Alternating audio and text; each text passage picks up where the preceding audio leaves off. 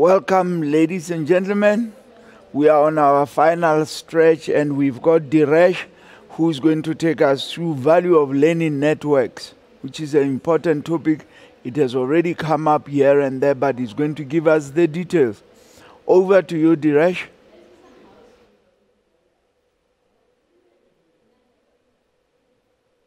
Good afternoon. I'm here to talk to you guys about learning networks, and in particular the experience that we had with the Economies of Regions Learning Network. I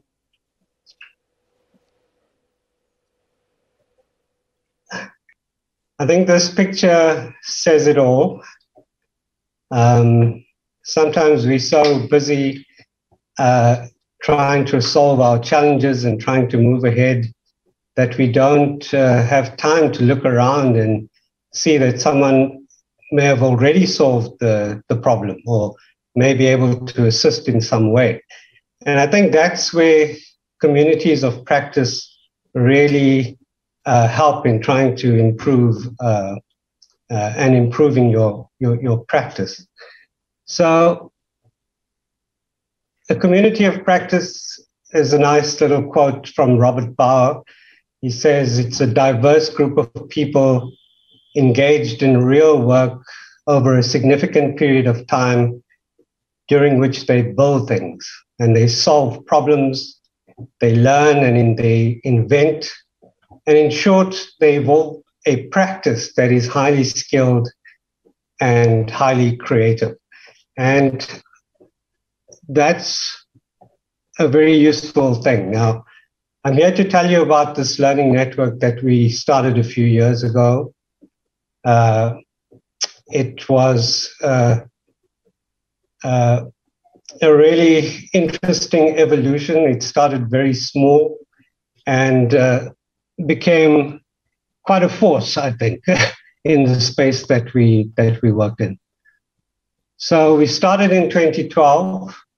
It was a group of people who in GTAC who had clients in various provinces around the country, and we decided that actually we're dealing with a lot of similar challenges, and some people are able to solve their challenges in more inventive ways. And wouldn't it make sense to bring people together, those that we're working with as clients, those in civil society, those in academia, bring them together so that we can share these experiences. And so we started with our clients in Joburg City Region, Gauteng Province, DTI, the Department of Economic Development, eThekwini, the Department of Economic Development in KZN, and the City of Cape Town and the Western Cape Provincial Economic Development Department. And those are the people that representatives we pulled together. It started with a little budget from the group that we had in GTAC that was dealing with economic development issues. And we realized that actually we had the scope to do something a lot bigger if we could get some funding. So we wrote lots of submissions, and we managed to attract some Canadian funding and some Jobs Fund funding and eventually some EU funding. And we were able to establish a structure that could manage this learning network and expand in quite a significant way. And we involved the three spheres of government. So we had municipalities, provinces, and national. We had universities, we had business, and we had civil society. So we kind of reached out across society to bring in experiences and to learn. So, okay.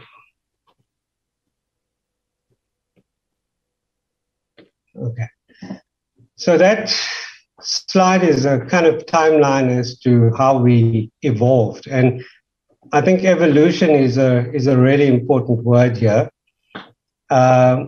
because we started out very small with hardly any resources and just an internal team, but with people who were quite passionate and who wanted to, to bring this collaboration of the various spheres of government, practitioners in the various spheres of government together. And so we brought a few people together and we did a launch. We started small with a little leadership course that we co-developed with UCT. And we had a session on transport-led economic development. And then it really ramped up from there. And we realized that actually, we were doing this as a little unit, and we needed to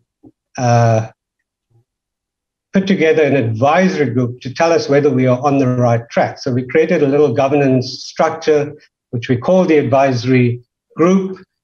And that was made up of a few members of the learning network and academics. And they, together with the participants in those learning networks, kind of helped us set an agenda for things that we would use as topics in the years and the months to come. So we got better at what we did. We managed to secure funding. We did work on, lots of different economic development topics like SEZs and youth employment and the green economy and all of that, and really expanded our range. We realized that in the process of having all these sessions, that it really helps to be well prepared for them. So we did, we got service providers to help put research papers together on the topics that we were going to discuss. We were able to get both domestic and international expertise into the room to be able to get the best kind of knowledge and experience in these sessions. We talked to the participants to see what their needs were. And we also evolved to the point where we realized that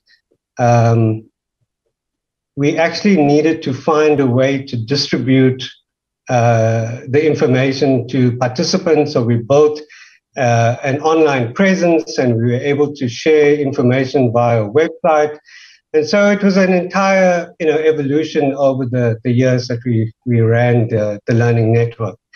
And it was always feedback on each of the sessions. It was always good to be well prepared, but we always took feedback after the sessions to see how we could do the sessions better, listen to people around what needed to be discussed.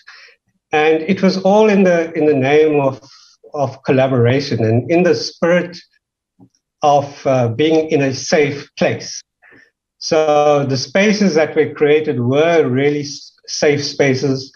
The famous saying at the beginning of the meeting was, leave your coat at the door, and which meant we don't really want hierarchy in the room. When you're learning at a learning event, you don't really want to come across as the person who knows it all, because actually we're all here to learn, and we're here to share that learning, and we're here to collaborate in a safe place without judgment.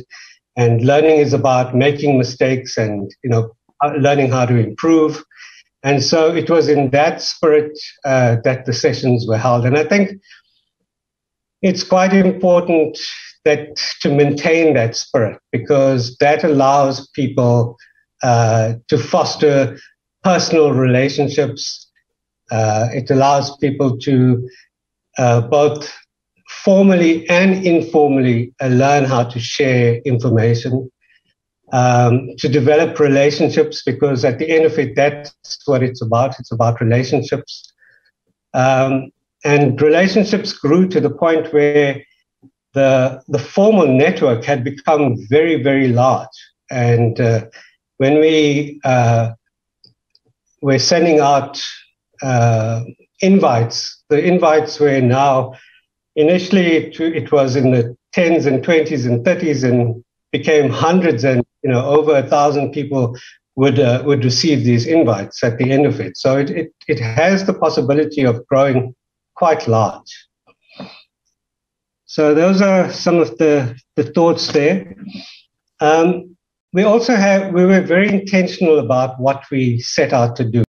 We thought about what we wanted to achieve, and we said, okay, what's the logic behind this? And so we developed this theory of change, and we said, well, it brings practitioners together, and to support these practitioners from all walks of economic development life. And we want to strengthen their agency and, ultimately improve the economic delivery system to get better economic development outcomes in the country. And in reflection, those are very large tasks. And, hopefully we've contributed a little bit to that. But I think it's important to have intentionality. Okay. We need to know why we're doing it and what we want to achieve. So I think I've covered the theory of change, but I think maybe just to say in the details that it was about convening events, it was about convening causes, bringing down specialists, having knowledge exchanges, doing research, doing case studies, doing tool developments, making sure that the communication networks are working well, and enabling partnerships, because it's really where the strength of a collaborative network is. It's in the partnerships. We're not here to compete with others. We're here to collaborate with others. And if you have that mindset, then you can reach out to academic institutions, you can reach out to other learning networks, you can reach out to other organizations in a partnership fashion to build a collaborative network. And when you do that, sharing becomes easier. So that was the theory of change. That was some of the details. We had a very intentional logic model. We knew what we wanted to achieve. We put it all down, and this allowed us to be measured, based on what we set out to achieve. We needed to have that to know whether we were actually being successful at what we did. And so, that is helpful in that way. In terms of this diagram, gives you an overview of what I've said to you. It was, each of those sessions were evidence-based. They were grounded in theory. The different projects that we had were well conceptualized, and we used GTAC's project management approaches. We used all of those ideas and methodologies to make sure that we had well-managed projects. And a good example of that maybe is the one that we did on data and using anonymized data to help municipalities and provinces to make economic development decisions. And it started off as a small little project motivated by, I think it was KZN initially.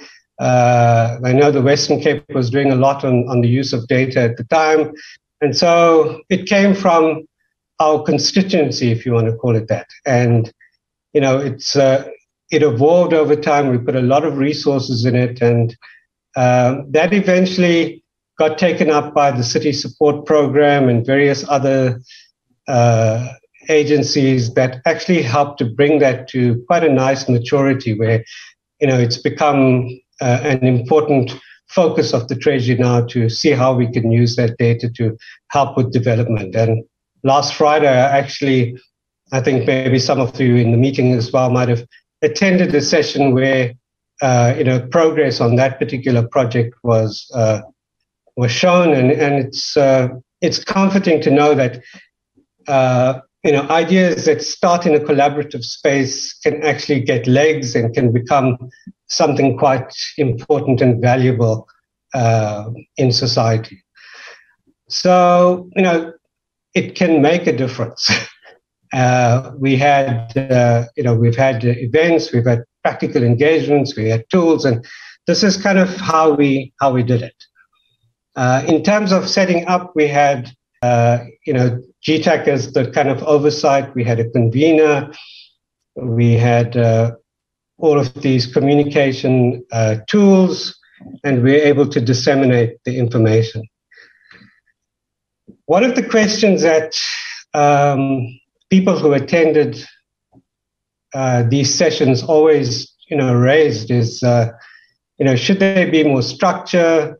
Should ERLN be more responsive? Should it expand its reach? And it was often, why is it only KZN and the Western Cape and Gauteng, and then later on the Eastern Cape?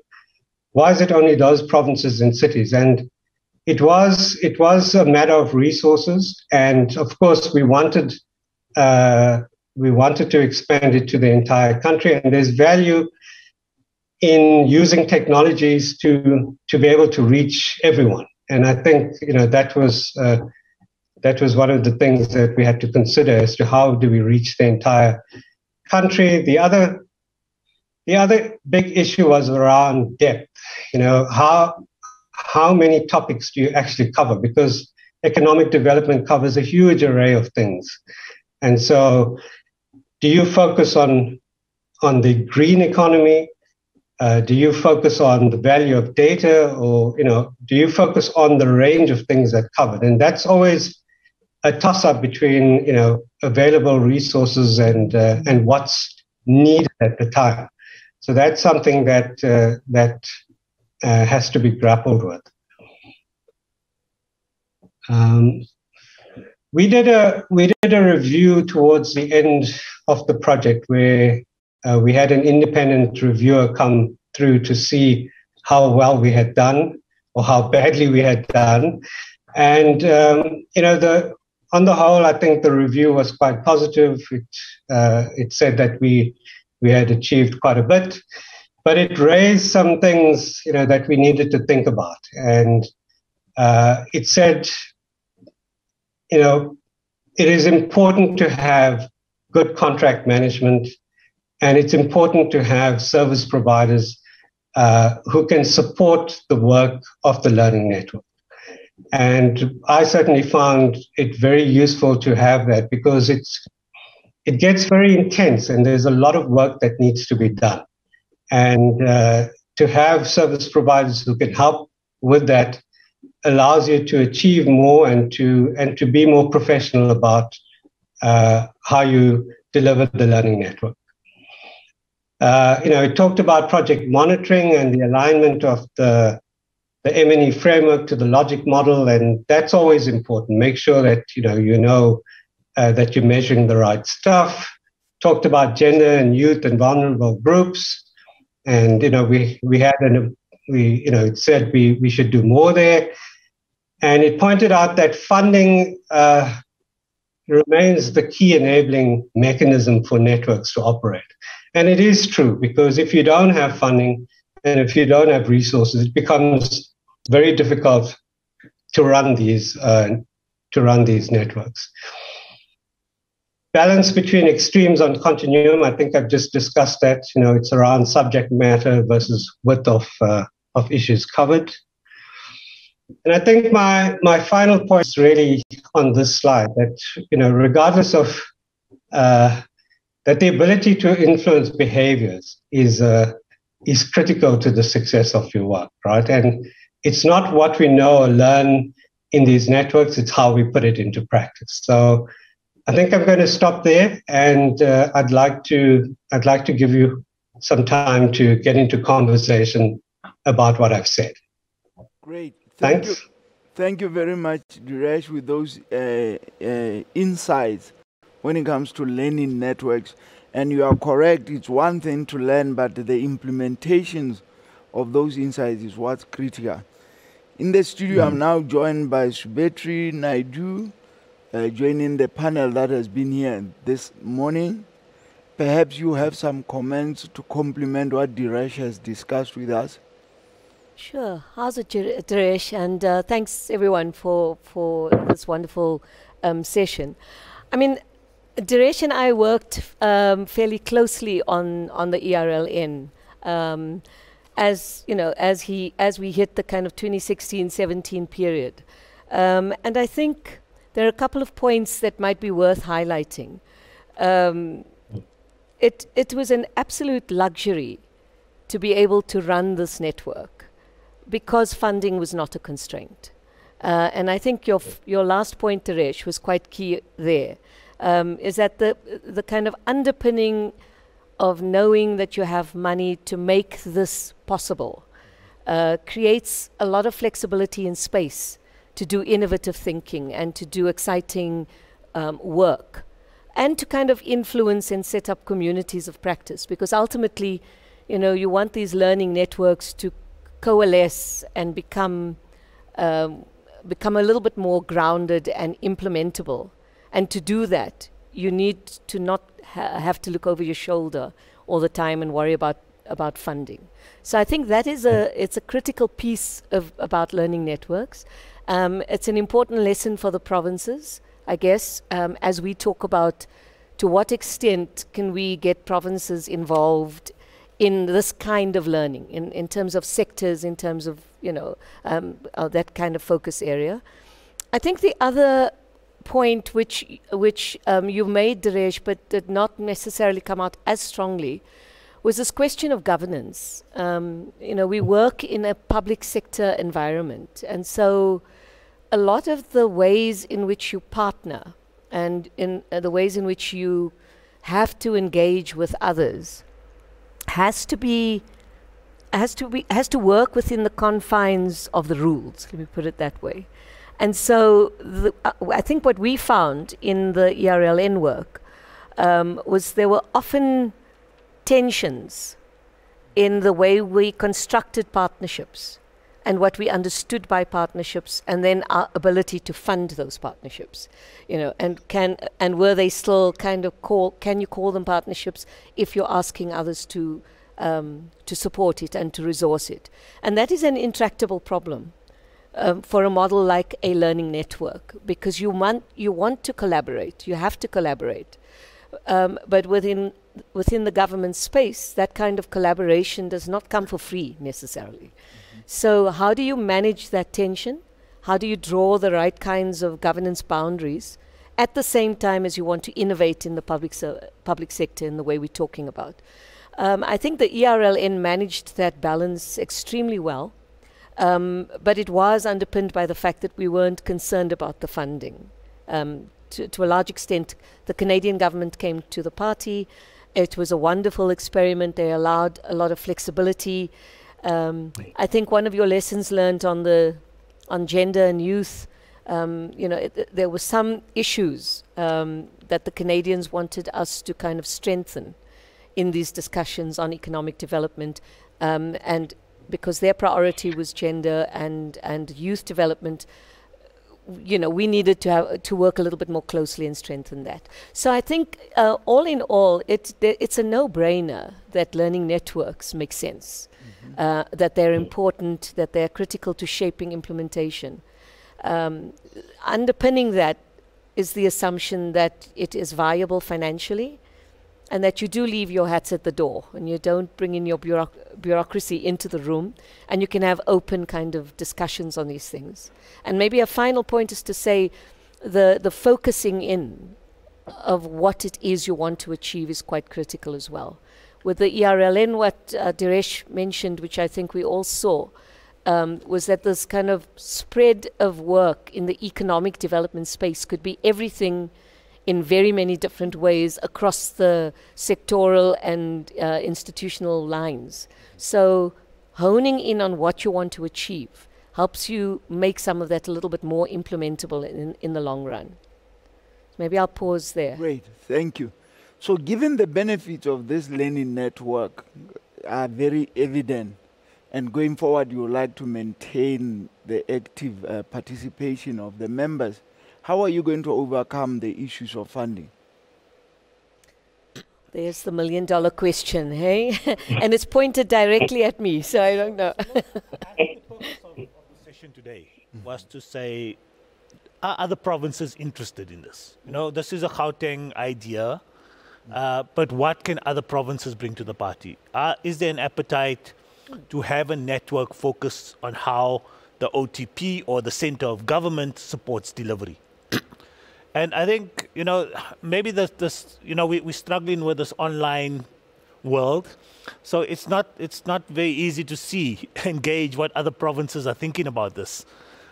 So maybe we need to think as a follow-up to this. Maybe we need to convene a face-to-face meeting, invite the provinces, send reps, and maybe just thresh it out. And I think the issue of funding, I think the one advantage we've got is that personnel cost is paid for. People in the offices of the Premier are employed, they get in a salary, so unless we want to bring in outside capacity to help with a case study, for example, around what we did today, then we have to look at developing a funding proposal, working with GTAC, trying to go knock on donors' doors to see what's possible and what we can do. So again, this is a start of a conversation. What do people think of this idea? And then we can put the nuts and bolts together. And I think the point that Dhiresh is making, I think we must start small. Don't go with a big bang. I think ultimately this thing can grow to something much bigger. But if we have 3 or 4 provinces that are interested, or all 9 provinces, let's start the conversation. Let's look at other provinces developing case studies. We can lean on GTAC. They've got excellent resources to help us write up individual case studies, whether it's education, economic development, human settlements, you know, the range of services that are delivered by a province. So, yeah, I think the issue of money is a big one, but I think we need to see the appetite first, and then we can take it from there. All right. Thank you very much, Ismail. Before I give Kamara an opportunity to comment, we will ask the provinces to also reflect on the workshop and give us their comments. Hopefully, when they make those comments, they'll also comment about the appetite regarding the learning network. Yes, Kamal, you wanted to. I think I'm largely covered by the last few points that Ismail made, because I think, I mean, the first thing is, and I know we have to get used to working like this, but, you know, we're sitting in the studio and I almost feel like I'm talking to everyone in the studio. So we're not getting the feedback from what, you know, other provinces are saying. But I don't think that needs to inhibit our discussion even today. So I think Ismail is correct. We've started the conversation, and then from here, you know, we need to see how we take it forward. However, I must say, sitting here right now, it would have been nice just to get a little bit of feedback from the provinces to say, thumbs up, yes, we think this is a good idea. And even to say, you know, just some initial thoughts on what they think a network like this could potentially focus on, you know, sort of what do we start with. And maybe if Dhiresh was going to say a few more words, maybe something to a question directly to you, Dhiresh, is around, you know, I'm wondering what is the balance between, so that we don't become overwhelmed by the administration of setting up a learning network. You know, I'm almost feeling like that has the potential to completely paralyze us, because there will be so many stumbling blocks to having to set it up, funding not the least of them, and then probably other, you know, other administrative kind of issues that we might want to consider. But I wondered if there were kind of a couple of steps before that, you know, just to get the thinking around the network and just getting some discussion with other provinces going. You know, what could we potentially do, and have you done any of that kind of stuff, and what has worked well for you in that sense? I just don't want us to feel you know, when we leave here, we feel like we've got this huge task ahead of us, and then it prevents us actually from getting going. Whereas there might be opportunity for us already to kind of to discuss and collaborate, and you know, at least start some of the work that we are thinking might longer term sort of blossom into something a bit bigger. All right. Can I just say there was an earlier chat that I saw from Eastern Cape, who were very keen to join into a network. So I think we've got one province already that we can start talking to and see how far this goes. Yeah, thanks. All right. Yes, you guys. I mean, the last point Kamal's making, Dhiresh, and you might want to talk about this a little bit as when you got started. I think you just have to do it. You know, I mean, I think you can sit and wait to build consensus for a long time. And I think what worked for the ERLN, which Dhiresh was kind of quite instrumental as part of a small team to get started with the ERLN, it worked because they went ahead and did it. You know, and then iterated, and then fixed it, and then moved on, and then shaped it. So I think, you know, a part of learning is understanding and acknowledging that you're going to have to change tack as you go. It's not cast in stone. So flexibility around an approach and listening to the feedback is an important way to move forward. But Dhiresh, you might want to come in here. I don't know. Yeah. Look, I think it's very positive that you've actually just had a learning network. I mean, your last 2 days really about sharing your knowledge and learning. And so you've got participants who've engaged each other, and you've got some kind of formal and informal relationships going. So you've got a basis of a network here. And when we started the learning network, it was really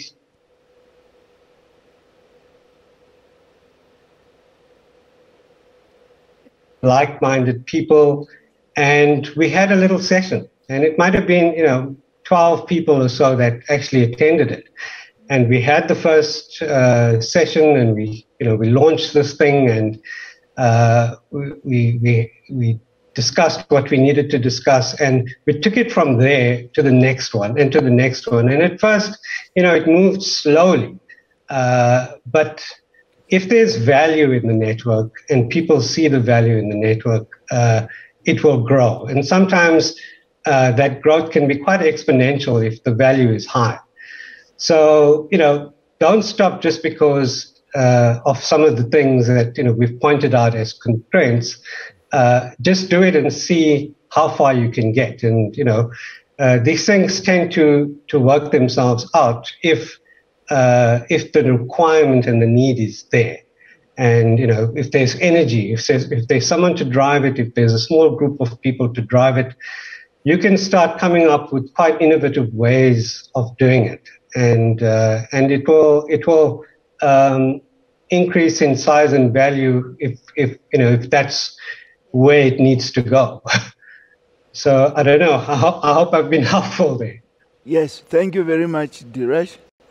And at this point, we probably will go to the provinces who will come in through Zoom, those who are able to do that. All right. Perhaps we'll do that a little bit later. We've got some positive feedback coming in through the charts. Limpopo is interested in joining the network. Eastern Cape, like you said, they are also interested. How does that make you feel, Victory? That's a start. That's a great start. No, it's a great start. I mean, start small.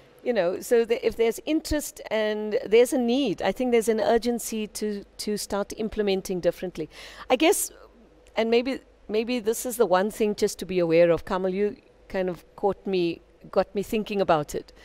This new way of working and the new way of learning and of engaging. I think people are quite exhausted, with screen time, right? Because you constantly have screen time and Zoom meetings and the rest of it. And so finding a different way to shape this learning, I think is something we need to think about. Because I certainly can't see myself sitting at a meeting like this every month for the next, 10 months.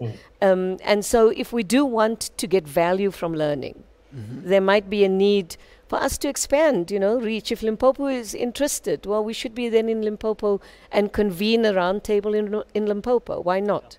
I think we just have to start thinking outside of the box a little bit about how to make it interesting, how to make it implementable. And I think the world of Gauteng is quite different to the world of Limpopo. And if you do want to set up a network, you do have to have a sense of what is going on in different parts of the country and respond accordingly. And so I think it is very possible, but we do need to think a bit more critically. Great. Thank you very much, Bitri. We are ready to go to Zoom. Eastern Cape will come through, give us some comments. Oh, nice. Okay, thank you. I hope I'm audible. My name is Tafadzwa from the Premier in the Eastern Cape. We did listen to engagements today, and there are a lot of similarities in lessons. And I think the offer that Gauteng Office of the Premier is providing is actually, I think, very acceptable to us. I'm then going to package a proposal to the PDOC and the Director General to see if we can facilitate a learning network, especially considering that the two premiers, the Premier of Eastern Cape and the Premier of Gauteng, have been very tactical and strategic and hands-on in the campaign. I'm not suggesting that other premiers were not, but if you look up, they've got both the good deal and the raw deal from media. And I think there's a lot of cross-pollination. And I'm also of the hypothetical view that there is an Eastern Cape that stays in Gauteng. So if Gauteng sneezes, Eastern Cape sneezes. So in as much as geographically we may be dislocated, but I think we are very interconnected, especially what we can learn as they will be now dealing with the third wave. We have always looked at the Gauteng campaign in as much as we are more rural, but there were a lot of lessons we picked up, and also the posturing of the Office of the Premier. Even the way they created structures is quite similar with the way they were created structures, which colleagues have also indicated that it might create some problems of creating parallel structures. But we would want to test a possibility of a learning network. We'll put it through to our EXCO and test it, our PCC, and test it with an anticipation that we may actually have situations of shared knowledge, especially around application of technology, the issue of field hospitals, and just how do we posture ourselves for a third wave. Thank you very much. Back to you, Chair.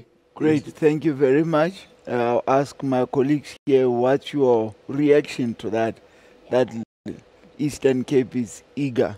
No, I think we need two provinces essentially to be on board to have a network. So I think let's start, and we can identify the right people in the other provinces that would like to join. But I think, as Dhiresh said, we've already started a session. We've showcased what we think Gauteng has done well, or where we need to improve. But let's go to Eastern Cape in the next 2-3 months. And let's see how COVID manages itself, and if we can meet face to face. And let Eastern Cape showcase their work on education or economic development or transport. And let's get this going.